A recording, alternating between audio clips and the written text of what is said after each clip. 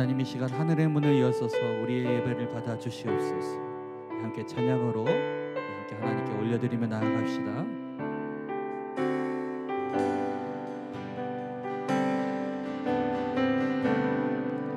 하늘의 문을 여소서 이곳을 주목하소서. 주를 향한 노래가 꺼지지 않으니 하늘을 열고 보소서. 이곳에 임재하소서. 주님을 기다립니다. 기도의 향기가 하늘에 닿으니 주여 임재하여 주소서. 이곳에 오셔서 이곳에 앉으소서. 이곳에서 드리는 예배를 받으소서. 주님의 이름만이 오직 주의 이름만 이곳에 있습니다. 다시 한번 찬양합시다. 하늘의 문을 여소서.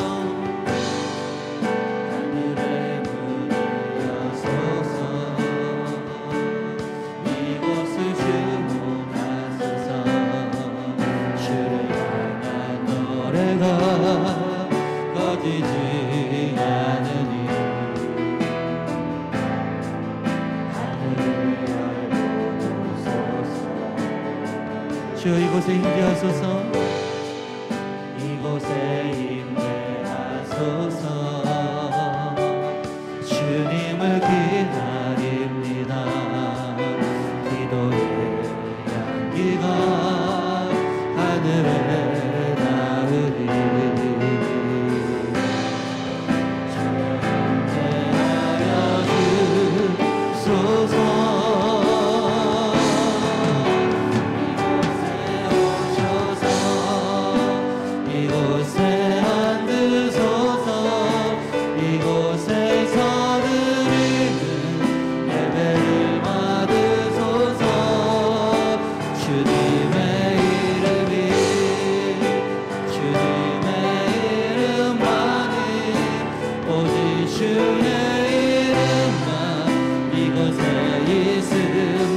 이곳에 오셔서 이곳에 앉으소서. 이곳에서 드리는 예배를 받으소서. 주님의 이름만이 오직 주의 이름만 이곳에 있습니다. 이곳에 오셔서 이곳에 앉으소서. 이곳에서 드리는 예배를 받으소서. 주님의 이름만이 오직 주의 이름만 이곳에 있습니다. 할렐루야. 이 시간 주님만이 영광 받아 주시옵소서. 주님의 이름만이 높임을 받아 주시옵소서. 할렐루야. 주님께서 하늘의 문을 여시고 우리의 예배를 받으신 줄 믿습니다. 우리 이 시간 함께 찬양할 때 우리 박수 치면서 우리 광대하신 주님을 이 시간 함께 찬양합시다.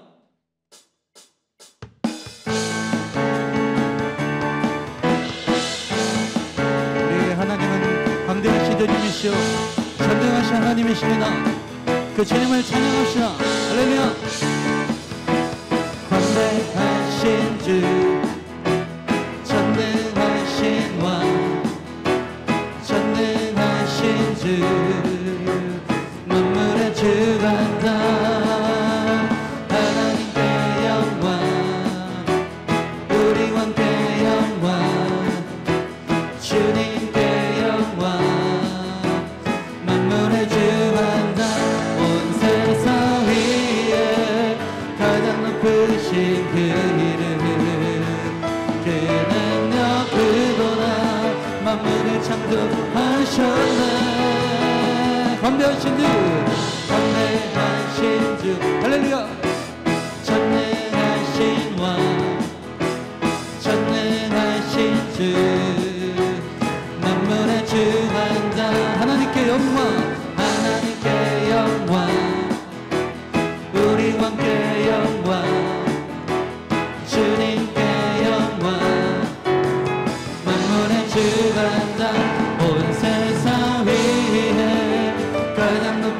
그 이름 그는요 그도다 만물을 창조하셨네. 다같이 광대하신 주 전능하신 왕 전능하신 주 만물에 주관자 하나님께 영광 하나님께 영광 우리와 함께 영광 만물에 주관자 만물에 주관자 만물에 주관자 만물에 주관자 만물에 주관자. 할렐루야. 우리 주님은 광대하신 주님이십니다. 우리 하나님은 전능하신 하나님이십니다. 주님 우리에게 불을 내려주시옵소서.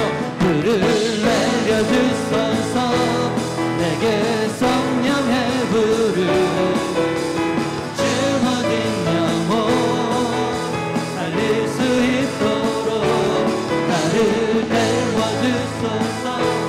제다 위에 나를 들이리 열방의 불로 세우소서. 다시 한번 불을 내려주소서. 내게 성령의 불을 아멘. 주어진 영혼 살릴 수 있도록 나를 태워주소서. 제다 위에 나를 들이리 열방의 불로 세우소서. 나다네 내가 살아가는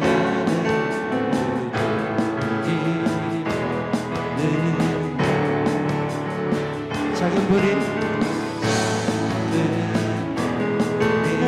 큰 산 모두 태우소서. 다같이 불을 내려주소서. 내게 성령의 불을 죽어진 영혼 살릴 수 있도록 나를 태워주소서. 제다 위에 나를 들이리 열방의 불로 세우소서. 주말 앞에 주말 앞에 주님을 보고 기도하소서. 성령으로 연단받는 성령으로 연단받은 주의 사랑에게 하소서. 다같이 불을 내려주소서.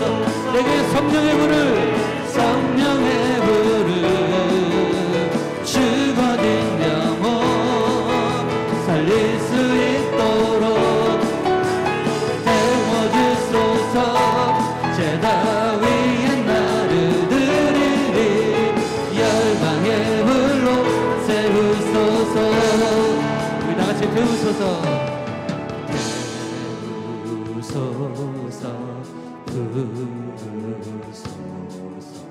성령의 불 태우소서. 성령의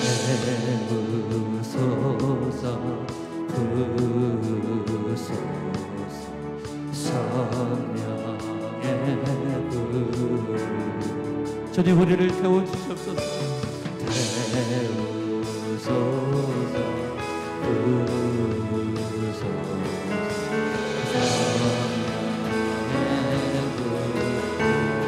다같이 태우소서.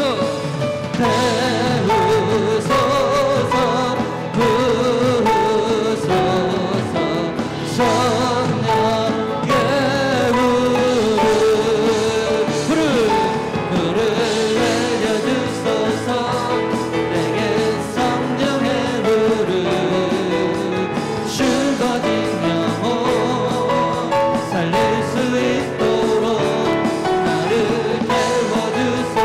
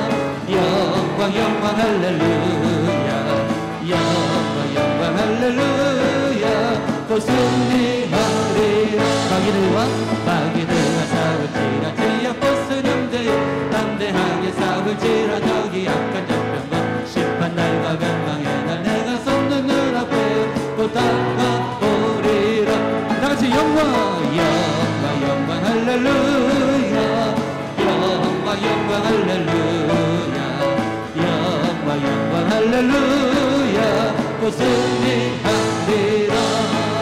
마귀들과 싸우지라 제압봇은 영대여 보험치는 무리들의 흉한 마귀라니까 무섭고도 더러운데 모두 떨쳐 주 예수 붙들라. 다같이 영광 할렐루야 영광 할렐루야 영광 할렐루야 곧 승리하리라. 마귀들과 싸우지라 제압봇은 영대여 그저 예수 그리스도 그 신발을 벌리고 너를 도와주시려고 서서 기다리시니 너 어서 나오라. 다같이 영광 할렐루야 영광 할렐루야 영광 할렐루야 곧 승리하리라. 영광 할렐루야 영광 할렐루야 영광 할렐루야 곧 승리하리라.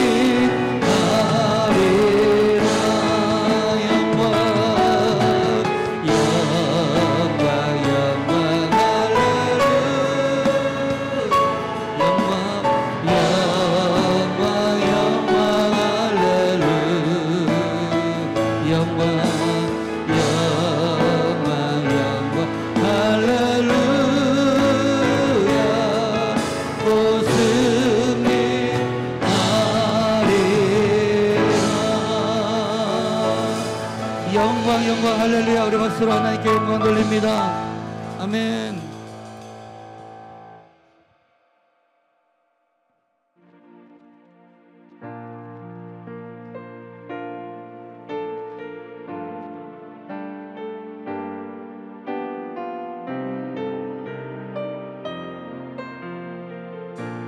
우리 함께 고백합니다. 아무것도 두려워 말라.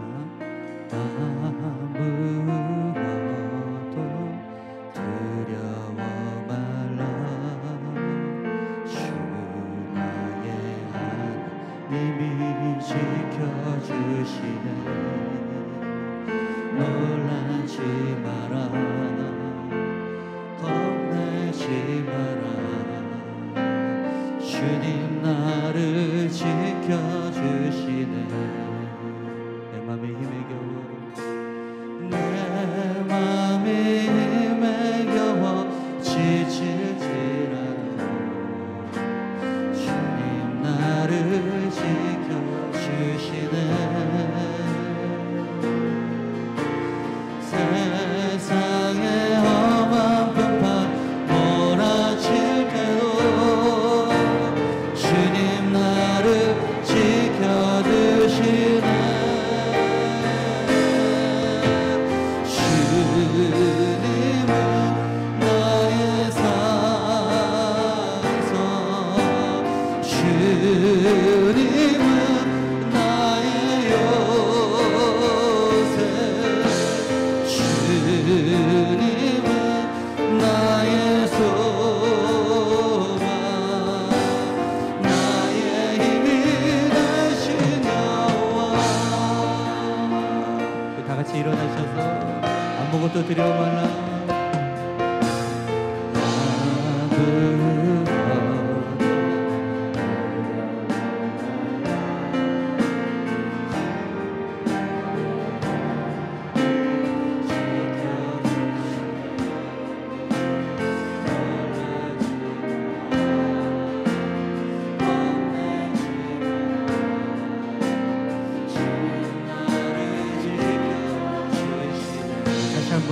아무것도 두려워 말라.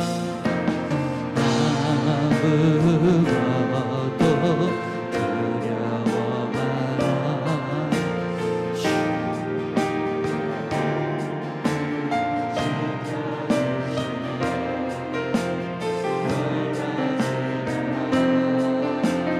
겁내지 마라.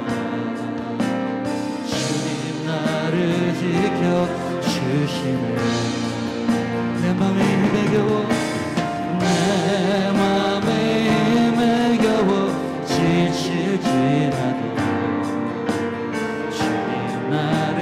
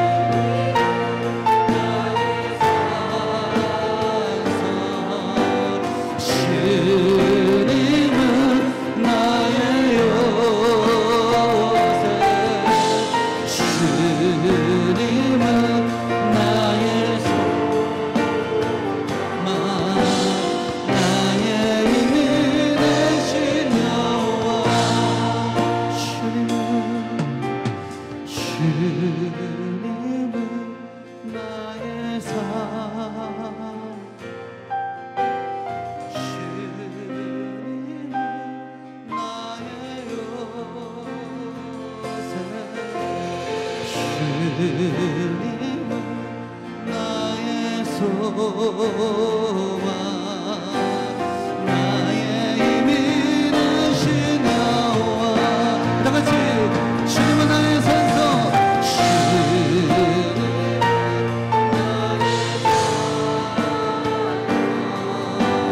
주님은 나의요 주님은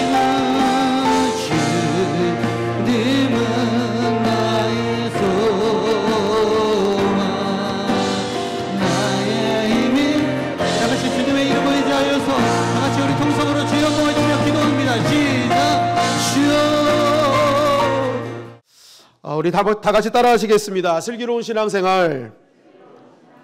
네, 슬기로운 신앙생활 세 번째 말씀으로 함께 은혜를 나누고자 합니다. 우리는 지난 2주 동안 슬기로운 신앙생활은 어떻게 하는 것인가에 대해서 말씀을 나누었습니다.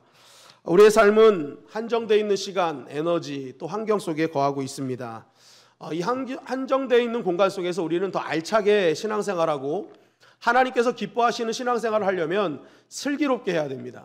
무엇이 중요하고 무엇이 우선이며 이런 것들을 우리가 슬기롭게 잘 보고 판단해서 분별해서 할 때에 우리가 더욱더 알찬 또 하나님 기뻐하시는 신앙생활을 할 수 있는 것이죠. 그 슬기로운 신앙생활 첫 번째는 원망과 불평도 하나님께 하라는 것이었습니다. 원망과 불평을 하나님께 쏟아놓은 모세, 사실 백성들은 원망 불평으로 심판받았지만 모세는 오히려 응답받았거든요. 그러니까 원망 불평을 하나님께 하면 하나님 그것을 기도로 받아주신다. 그래서 여러분 우리가 원망과 불평이 있어도 사람에게 쏟지 말고 하나님께 쏟아놓는 사람이 진짜 슬기로운 사람이라는 거예요. 둘째는 무엇이었습니까? 이왕 받을 거라면 욕심으로 받지 말고 감사로 받자라고 말씀드렸습니다. 민수기 11장 18절부터 20절 상반절에 보니까 하나님께서는 이들이 고기 달라고 하는 그러한 말을 들으셨어요. 여러분 하나님께서는 지금까지 광야의 여정에 필요한 모든 것을 공급하셨습니다. 그래서 예측되지 않고 계산되지 않는 이 광야 생활 속에서도 이스라엘 백성은 살 수 있었어요. 그러니까 하나님은 필요를 다 채우고 계셨던 거예요. 우리의 삶의 육신의 생명에 필요한 모든 것들을 채웠기 때문에 이스라엘 백성들은 광야에서도 살 수 있었죠. 그런데 이스라엘 백성들이 그 필요를 채우신 하나님께 감사는 못할 망정 고기 먹고 싶다는 거예요. 그러니까 뭐예요? 이것은 필요를 채우신 하나님보다 자기가 먹고 싶은 거, 욕심을 채우는 거죠. 참 안타까운 겁니다. 하나님께서 필요를 채우신 그 은혜에 감사하고 하나님께 감사했으면요, 감사의 조건들이 더 늘어났을 거예요. 그런데 오히려 필요를 채우신 하나님께 감사하지 못할 망정 욕심으로 구하는 거예요. 더 달라, 더 달라. 이게 필요하다. 그럼에도 불구하고 자비와 긍휼의 하나님은요, 그들의 그 욕심으로 구하는 것도 들어주시죠. 맛만 보게 하실 뿐만 하시는 정도가 아니라 정말 배불리 먹을 수 있는 양을 매출하기를 보내주셨다는 것입니다. 그러나 결국 욕심으로 구해서 주셨는데 욕심이 내 안에서 해결이 안 되니까, 이스라엘 백성들이 욕심이 해결이 안 되니까 결국 욕심으로 받고 욕심으로 얻은 것은 그것이 결국 다 뭐예요? 재앙으로 연결되더라는 거예요. 그래서 민수기 11장 33절, 34절이 말씀하고 있죠. 시작. 고기가 아직 이 사이에 있어 씹히기 전에 여호와께서 백성에게 대하여 진노하사 심히 큰 재앙으로 치셨으므로 그곳 이름을 기브롯 핫다아와라 불렀으니 욕심을 낸 백성을 거기 장사함이었더라. 정말 바랬던 거거든요. 고기 먹게 해주세요. 근데 그 바랬던 것이 목구멍으로 넘어가기도 전에 이들은 재앙으로 다 죽게 됐다는 거죠. 감사했으면 감사의 조건이 더했을 텐데 욕심으로 구하고 욕심이 해결 안 되고 그것을 욕심으로 받아내니까 결국 그것이 재앙이 되더라라는 것입니다. 그게 왜 재앙이 됐습니까? 그것은 하나님을 향한 불신이 되었기 때문에 그렇죠. 하나님 많이 주셨으면, 욕심으로 구해도 주셨으면, 아, 하나님은 다 주시는 분이구나 알고 이제는 내가 욕심으로 구하지 말아야지, 하나님은 나의 필요를 아시고 채우시는 분이구나 하고 감사하러 나갔어야 되는데 오히려 욕심이 계속 잉태하니까 죄가 낳는 거죠. 그러니까 계속 뭐예요? 더 담는 거예요. 다 담는 거예요. 그래서 뭐예요? 하나님이 혹시 안 주시면 어떡하지? 하나님 채우시지 않으면 어떡하지? 그러니까 지금 모아야 되는 거예요. 내가 지금 통장에 돈이 없으면 난 미래가 없어, 희망이 없어, 소망이 없어. 똑같은 거죠. 지금 막 채우는 거야. 안 그러면 하나님 내일 안 주시면 우린 끝이야. 지금 모아놓지 않으면 우린 미래가 없어. 그러니까 다 불신인 거죠. 내일도 주실 하나님을 향한 불신인 것입니다. 결국 욕심이 잉태해서 죄를 낳고 죄가 장성한 즉 사망이 되었던 것입니다. 여러분, 우리가 반드시 기억해야 될 것은 무엇입니까? 하나님은 오늘도 우리의 필요를 채우고 계시는 줄 믿습니다. 이걸 믿어야 되는 거예요. 하나님은 나의 필요를 채우셨기에 오늘 내가 이 자리에 있을 수 있다. 나의 삶의 육신의 질 또한 생명에 필요한 모든 것을 하나님께서 채우셨다. 그래서 믿음의 사람은요, 이 필요를 채우신 하나님께 감사하는 것입니다. 그렇게 감사하는 자에게 감사의 조건이 더해가게 하시고, 또 이 필요를 아는 사람이 필요가 넘치게 해주신 것을 깨닫고 어떻게 해요? 그것을 생명과 축복의 통로로 사용하는 일이 벌어지게 되는 거예요. 그러니까 이 사람의 인생은 날마다 복된 인생이 되는 거죠. 하나님께 쓰임받는 인생이 되는 것입니다. 여러분, 필요를 채우시는 하나님께 감사하는 저와 여러분들이 되시기를 주님의 이름으로 간절히 축원합니다.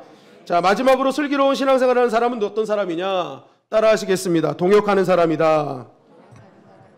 민수기 11장 14절 15절 말씀입니다. 시작. 책임이 심히 중하여 나 혼자는 이 모든 백성을 감당할 수 없나이다.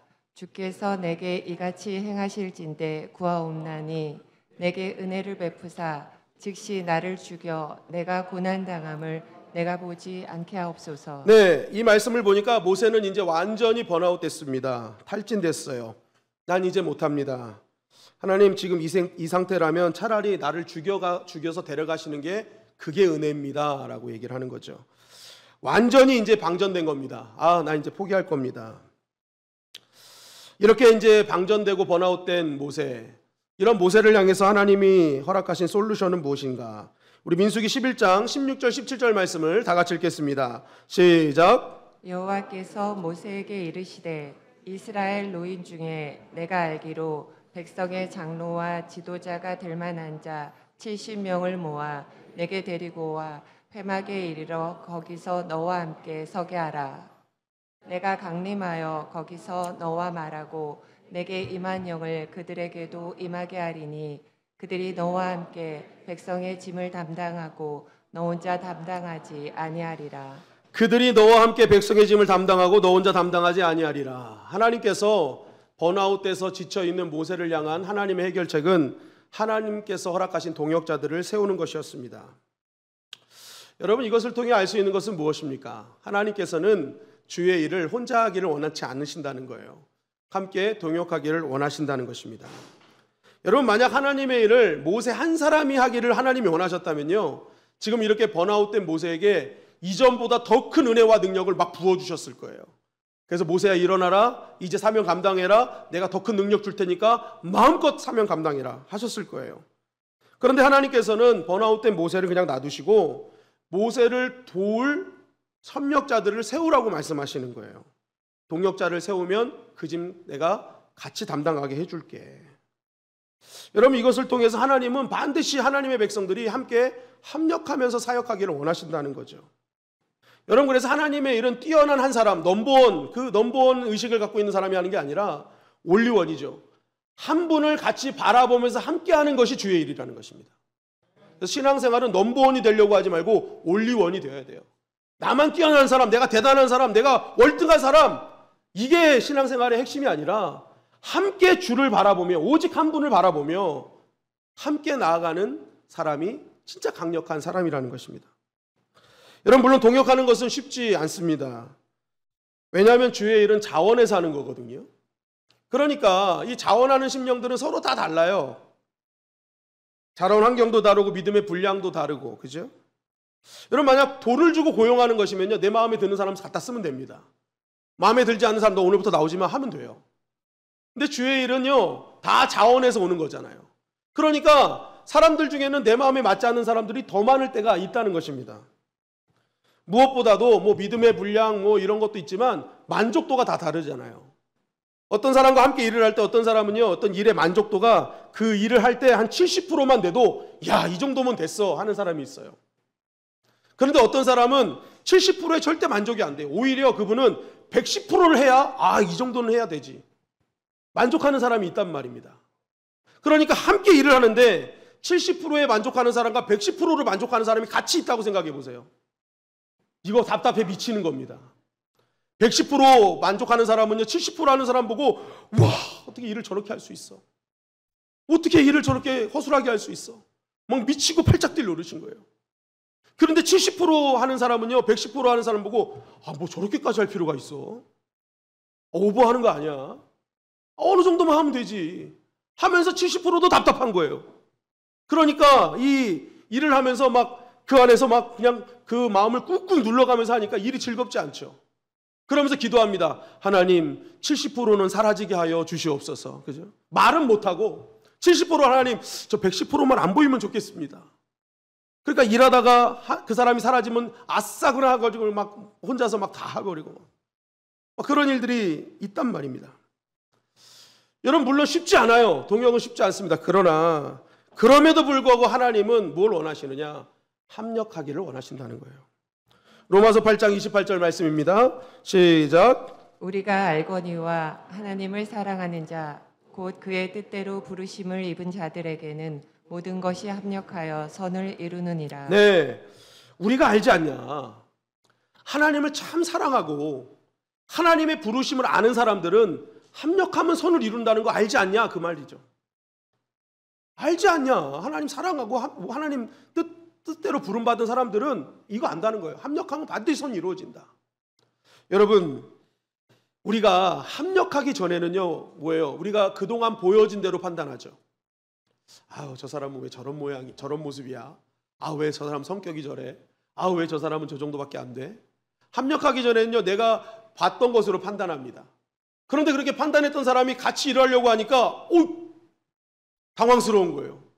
저 사람은 일이 안 맞는 것 같은데? 나 함께하면 안 되는 것 같은데? 저 사람 뭔가 많이 부족한데? 큰일 났네. 하필이면 왜 저 사람이 우리 목장이야? 하필이면 왜 저 사람이 우리 교회야? 막 이러면서요 막 당황스러워한단 말입니다. 그런데 합력하고 봤더니 내가 눈에 정말 부족하다고 생각했던 그 모습이요 정말 우리 이 일하는 이 프로젝트에 너무 필요했던 사람임을 그때서야 아는 거죠. 그전에는 몰랐어요. 합력하기 전엔 몰랐던 거예요. 근데 합력하고 일을 하다 보니까 이번 일에는 이 사람이 진짜 필요했구나. 그래서 하나님이 붙여주신 거구나. 그래서 하나님이 합력하게 하셨구나. 그러니까 뭐예요? 선이 된다는 거예요.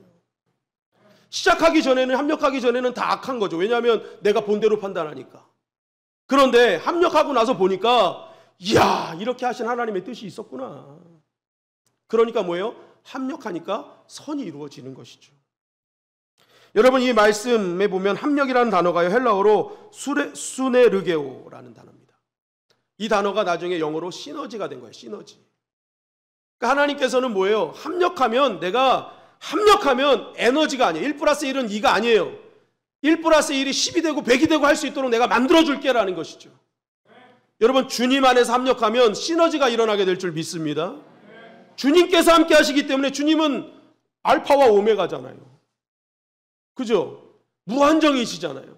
그러니까 하나님이 함께 하시는 그 합력 속에는요 여러분 에너지 공식으로 끝나는 게 아닙니다.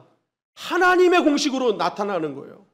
그러니까 우리는 정말 부족하게 했지만 그 일의 결과는요 우리가 생각한 이상의 결과들이 막 나타나기 시작하는 것이죠. 여러분 그래서 우리가 주님의 일은요 뭔가 잘해서 완벽함을 이루고 해서는 안 됩니다. 어떻게 하든지 내가 주님과 함께 동역해야지라는 그 중심을 갖고 일해야 돼요.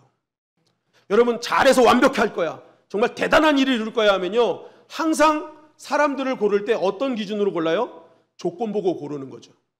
완벽하게 해야 되니까 잘하는 사람만 골라야 되는 거예요. 잘하는 사람만 우리 편이 서야 되는 거예요. 잘하는 사람만 우리 목장이 있어야 되는 거예요. 잘하는 사람만 우리 교회에 있어야 되는 거예요. 그러면 합력이 안 되는 거예요. 하나가 안 되는 거예요. 그런데 어떻게든지 동역해야지, 주 안에서 동역해야지 하면요 부족한 사람도 저 사람도 하나님이 보내셔서 함께하면 합력이 이루어질 거야. 시너지가 일어날 거야. 시선이 달라지는 버리는 거예요. 동역하려고 하면요 여러분 시선이 달라지는 겁니다. 그런데 완벽하려고 하면요 여러분 계속 잘하는 사람만 찾다 보면 그게 일이 안 되는 거죠.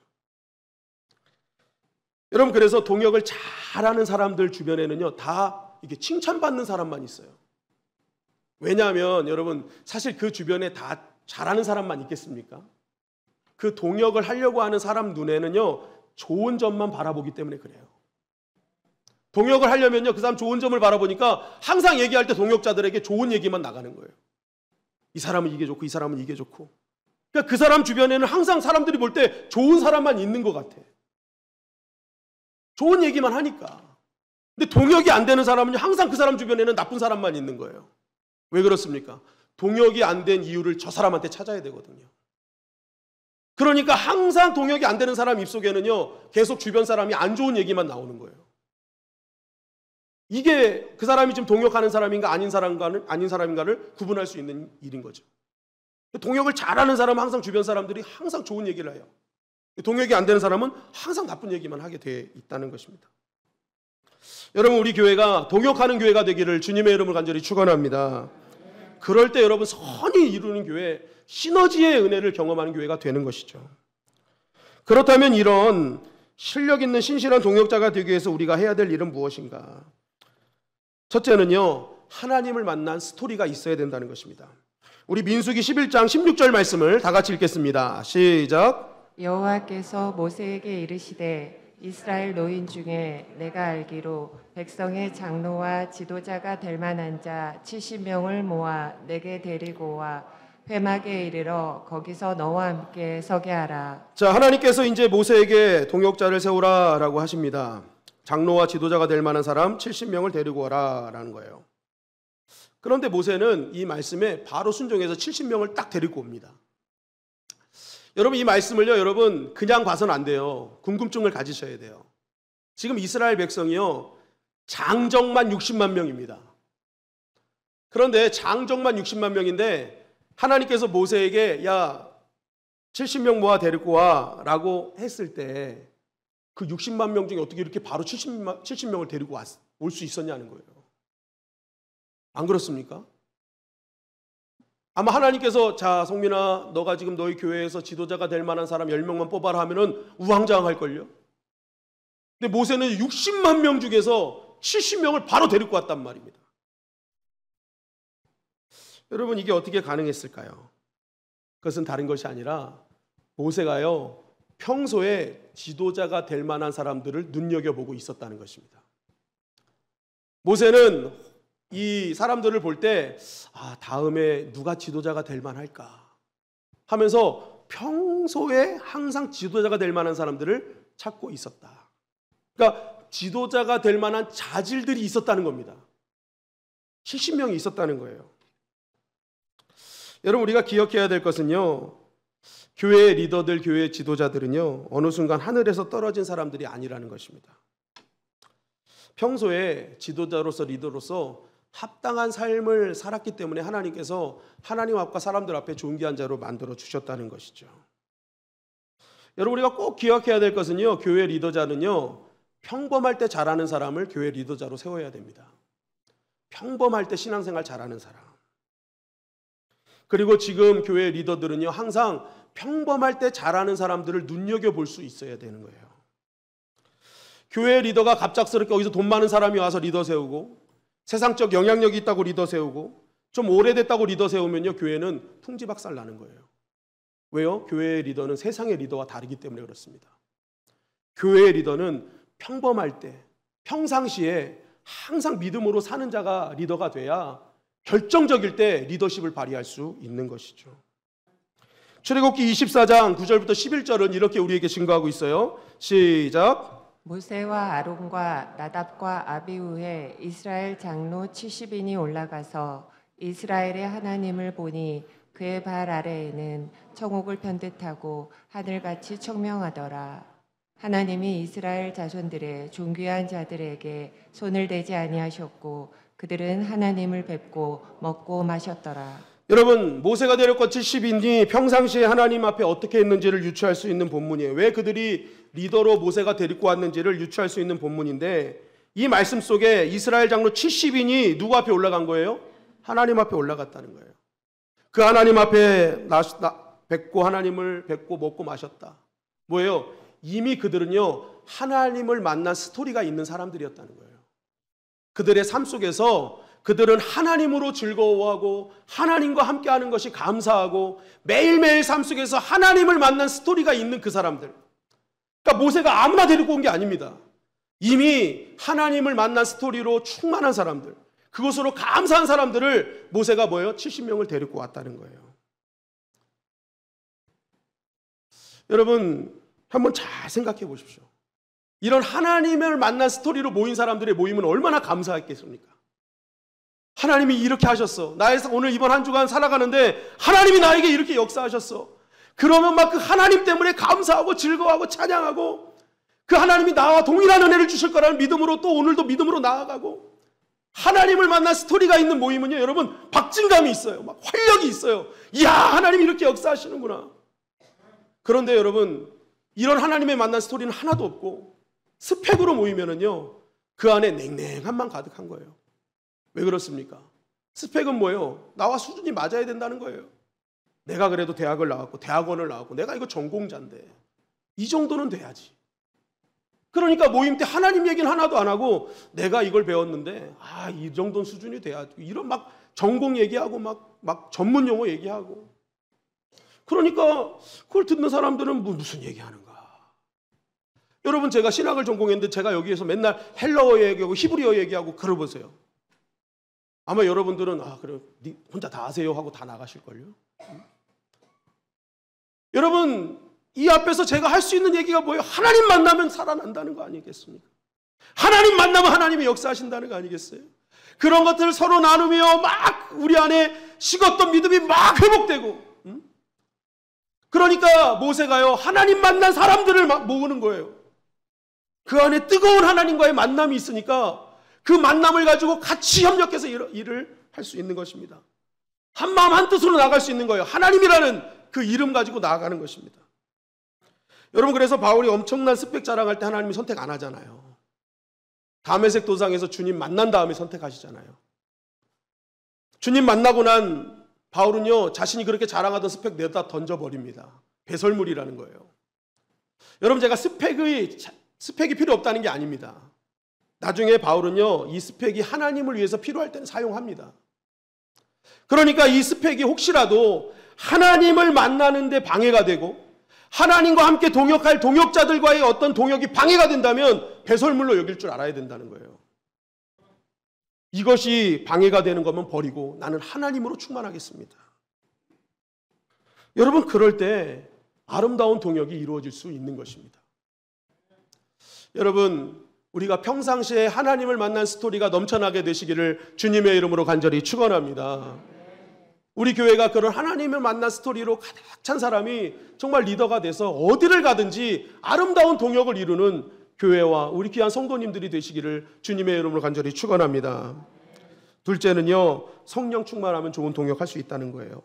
민수기 11장 17절 말씀입니다. 시작. 내가 강림하여 거기서 너와 말하고 내게 임한 영을 그들에게도 임하게 하리니 그들이 너와 함께 백성의 짐을 담당하고 너 혼자 담당하지 아니하리라. 자, 하나님께서는 지도자가 될 만한 사람들 뽑아와라 하셨어요. 그러니까 지금 이 사람들이 모인 사람들은요, 이미 육신적으로는 지도자가 될 만한 자질들을 갖고 있었던 사람입니다. 세상적인 지위와 어떤 성품이나 모든 것들이요, 사실 지도자가 될 만한 자질은 다 갖고 있었어요. 그런데 하나님께서는 지도자가 될 만한 자질 가지고 사용하지 않으셨다는 거예요. 그 사람들이 왔을 때 하나님이 하신 일은 뭐예요? 성령으로 충만케 하셨다는 거예요. 하나님의 영으로 기름 부어 주셨다는 것입니다. 여러분, 이것이 무엇을 말합니까? 교회의 리더는요, 성령 충만한 사람이 리더가 돼야 된다는 거예요. 하나님은 세상적 자질로 사용하시는 것이 아니라 거기에 얹어서 성령의 충만함을 가지고 사역하기를 원한다는 것입니다. 왜 그럴까요? 갈라디아서 5장 22절부터 23절 말씀입니다. 시작. 오직 성령의 열매는 사랑과 희락과 화평과 오래 참음과 자비와 양선과 충성과 온유와 절제니 이 같은 것을 금지할 법이 없느니라. 자, 성령의 열매는 이런 것이다. 9가지인데 이 같은 것을 금지할 법이 없다. 이거 막을 수 없다는 거예요. 그러니까 성령 충만한 사람은 반드시 이 열매가 맺혀진다는 거예요. 그런데 이 열매의 특징이 뭡니까? 늘 말씀드렸지만 육신적으로 하기 힘든 거라고. 하기 힘든 거예요. 그리고 예수님의 성품이죠. 여러분, 육신적으로 이 일을 감당한다는 게 쉽지 않죠. 특별히 이 모든 열매의 핵심은요, 상대방을 향한 거거든요. 상대방을 사랑하고 상대방의 일을 기뻐하고 상대방과 화평하고 상대방을 참아주고 상대방의 자비를 베풀고 양선, 충성하고 온유와 절제. 이게 나 혼자만의 문제가 아니라 누군가 함께 있을 때 일어나는 일이라는 거예요. 근데 이것을 여러분 이걸 한다는 게 쉬운 게 아니라는 거죠. 그런데 성령의 충만함을 통해서는 이것이 된다는 겁니다. 그래서 성령 충만한 사람은요, 어떤 사람이 되냐? 상대방을 이해하고 상대방을 배려하는 사람이 되는 겁니다. 오늘 그 성령의 열매를 얘기하는 거잖아요. 여러분, 그래서 하나님께서 이 지도자들의 자질이 있음에도 불구하고 성령의 능력을 부어주신 이유가 합력, 동역은 절대로 너희들의 육신적 자질로 되는 게 아니라 성령 충만해야 상대방을 이해할 수 있고 상대방을 배려할 수 있고 그럴 때 뭐예요? 아름다운 동역이 이루어질 수 있음을 성령은 말씀하고 있는 것이죠. 민수기 11장 26절 28절에 보니까 이런 사건이 벌어졌어요. 시작. 그 기명된 자 중 엘다시라 하는 자와 메다시라 하는 자 두 사람이 진영에 머물고 장막에 나아가지 아니하였으나 그들에게도 영이 임하였으므로 진영에서 예언한지라. 한 소년이 달려와서 모세에게 전하여 이르되 엘닷과 메닷이 진중에서 예언하나이다 하매 택한 자 중 한 사람 곧 모세를 섬기는 눈의 아들 여호수아가 말하여 이르되 내 주 모세여 그들을 말리소서. 기명된 자 중 70인 중에 엘닷과 메닷이라는 사람이 있었어요. 엘닷과 메닷. 그런데 이제 모세가 이 사람들 다 데리고 하나님 앞에 데리고 나와라 해서 하나님의 영을 받게 하는데 이 엘닷과 메닷은 그 말씀에 따르지 않은 겁니다. 그냥 장막에 머물렀던 거예요. 그런데 거기도 하나님의 영이 임해서 이 70인 선택받은 이 사람들에게는 영이 임해서 예언을 한 겁니다. 그런데 이게 문제가 되죠. 왜냐하면 여러분 지도자로서 70인을 선택했을 때 지도자가 되지 않은 사람들은요, 내가 더 잘하는 것 같은데 왜 저런 사람을 뽑아? 내가 그래도 저 사람보다 오래 했고 내가 저 사람보다 못한 게 뭐가 있어? 다 불만이 있거든요. 그런데 지금 나오라고 했는데 안 나온 거예요. 예를 들어서 지도자라면 수요 예배, 금요 예배, 새벽 예배 참석해야 되는데 참석 안 한 거예요. 그러니까 사람들이 이제 얘기하는 겁니다. 뭐 지도자가 돼서 예배도 안 나와. 뭔 리더라면서 뭐 예배도 참석 안 하는 게 무슨 리더야. 막 소문이 난 거예요.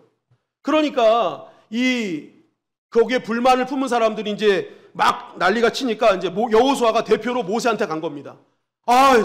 모세요. 한번 보세요. 지금 저 사람이 리더로 뽑혔다고 하는데 저런 사람들이 지금 예배도 안 나오고 뭐 순종도 안 하고 하는데 무슨 지도자입니까? 저 사람들 빨리 빼버리세요 했던 거예요. 빼버리세요. 저거 지도자 자격도 없습니다. 다른 사람 선택하세요. 막 이렇게 얘기를 했다는 거예요. 그랬더니 모세가 이 말에 어떻게 반응하느냐. 민수기 11장 29절 말씀입니다. 시작. 모세가 그에게 이르되 내가 나를 두고 시기하느냐. 여호와께서 그의 영을 그의 모든 백성에게 주사 다 선지자가 되게 하시기를 원하노라. 네, 모세는 이런 말 하는 거예요. 야, 상관하지 마라. 성령을 받았다면 그건 하나님이 하시는 일이야. 내가 어떻게 상관할 바가 아니다. 나는 우리 모든 사람들이 성령 충만해서 다 지도자가 됐으면 좋겠어. 하나님께서 그들에게 영을 부어주셨다면 하나님의 계획하심이 있는 거다. 이렇게 얘기를 한 거예요. 성령으로 충만해진 모세는요, 타인에 대한 깊이와 넓이가 달라지는 거죠. 그리고 보여지는 상황에 대한 해석이 달라지는 거예요. 여러분, 이 리더가요, 성령의 충만함을 받지 않으면 어떤 일이 벌어지냐? 여호수아와 같이 되는 겁니다. 어떤 임계점을 넘지 못하는 거예요. 그래서 어떡합니까? 성령 충만한 사람은 이 가운데 하나님의 뜻이 있음을 믿고 하나님께 나아가는데, 성령 충만하지 않고 육신의 조건에 머무르는 사람은요, 그 임계점을 못 넘는 게 뭐냐면 자신의 육신의 경험을 넘지 못하는 거예요. 그러니까 눈으로 봤을 때 이거 아니라고 생각하니까 자기 체험, 경험대로만 얘기하는 거예요. 그러나 성령 충만한 사람은 뭐예요? 하나님의 뜻이 있지. 저렇게 하시는 것도 하나님의 뭔가 섭리가 있을 거야. 그러니까 우리가 상관할 바가 아니야. 패하셔도 하나님이 패하시고 세우셔도 하나님이 세우셔. 그러면서 뭐예요? 하나님의 뜻을 쫓아가는 거죠. 그러니까 우리의 임계점을 넘어버리는 거예요. 내 육신의 경험을 넘어버리는 거예요. 그 이상을 얘기할 수 있는 거죠. 그러니까 뭐예요? 누구든지 포용할 수 있고 누구든지 함께 동역할 수 있는 능력의 사람이 될 수 있는 것입니다. 여러분 사무엘하 23장에 보면 다윗의 유언이 나오는데 다윗이 자신의 이 왕국이 얼마나 이렇게 크게 왕국이 된 그 이유에 대해서 두 가지를 얘기하는데 첫째는 하나님의 은혜였습니다 라고 얘기합니다. 그리고 나서 뭘 하냐면 자기와 함께 했던 동역자들의 이름을 열 거예요. 무슨 말입니까? 이 왕국이 세워질 때까지는 첫째는 하나님의 은혜가 있었고 둘째로는 그 은혜로 하나님께서 주신 동역자들의 힘이었다는 것을 얘기하는 거예요. 내 개인의 힘으로 된 게 아닙니다. 나의 동역자들 때문에 됐습니다 하면서 동역자들을 세우는 거예요. 근데 사무엘하 15장에 보면은 다윗이 압살롬을 피해 도망할 때 다윗을 호위했던 사람들이 블레셋 사람 600명이라고 나오고 있습니다. 여러분 이스라엘의 천적 중에 천적이 원수 중에 원수가 블레셋 아닙니까? 그런데 그 블레셋 600사람이요 원수의 나라의 왕을 호위하는 거예요. 무슨 말입니까? 다윗은 원수들까지도 함께 동역할 수 있는 사람이었다는 거예요. 그들까지 품을 수 있었던 사람이라는 거예요. 다윗의 왕국이 하나님의 왕국이 될 수 있었던 가장 큰 이유는 다윗은요 원수까지도 품고 함께 동역하는 사람이었기 때문에 그렇습니다. 그러니까 블레셋 사람들도 감격을 하는 거예요. 원수인데 내치지 않고 함께하게 하니까. 그들을 먼저 생각하니까. 여러분 결국 정말 이 시대를 함께 동역하며 우리 가정 속에서도 혼자 하지 않고 동역하면서 시너지의 은혜를 누리고 교회 안에서도 이러한 어려운 시기에 정말 여러 가지 문제가 있는 이 상황 속에서 언제 이 위기를 돌파할 수 있느냐? 하나님을 만난 스토리와 성령으로 충만한 동역자들이 함께할 때 여러분 가정과 교회의 모든 위기를 돌파하고 다시 한번 비상하는 은혜를 허락해 주실 줄 믿습니다. 여러분 우리 교회에 지금 진짜 필요한 것이 있다면 바로 이러한 동역이죠. 하나님 내가 함께 동역하겠습니다.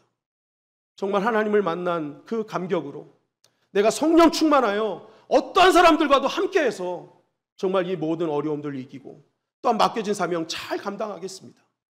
여러분 우리가 그렇게 동역하며 나아갈 때 하나님께서 시너지의 은혜를 허락해 주시는 것입니다. 여러분 저와 여러분들이 우리의 삶 속에 일어나는 모든 일 가운데 하나님께서 주시는 시너지의 은혜와 선의 열매를 맺는 그러한 믿음의 삶이 되기를 주님의 이름으로 간절히 축원합니다. 그러기 위해서는 우리가 슬기로운 신앙생활을 해야 되는 거예요. 그 슬기로운 신앙생활은 무엇입니까? 첫째는 원망과 불평도 하나님께 쏟아넣어라. 둘째는 욕심으로 구하지 말고 감사로 구해라. 그리고 세 번째는 동역하라는 것입니다. 하나님의 나라, 교회는 절대로 개인기로 되는 것이 아닙니다. 하나님을 믿고 하나님을 소망하고 하나님의 마음을 품은 성령 충만한 동역이 이루어질 때 교회는 교회다울 수 있고 시대를 거슬러 올라가며 시대를 이기는 놀라운 그러한 성전이 될 수 있는 것입니다. 여러분 2022년도 이제 후반기가 시작됐습니다. 6개월 남았거든요. 이제 2주 지나면 5개월밖에 안 남아요. 너무나 짧은 시간이죠. 그러나 이 짧은 시간 속에서도 우리가 이 말씀 슬기로운 신앙생활을 하게 된다면 짧은 시간 내에서도 광야를 통과하여 하나님께 약속하신 가나안의 은혜를 누리게 될 줄 믿습니다. 이 말씀 꼭 붙드시고 슬기로운 신앙생활로 승리하는 저와 여러분들이 되시기를 주님의 이름으로 간절히 축원합니다.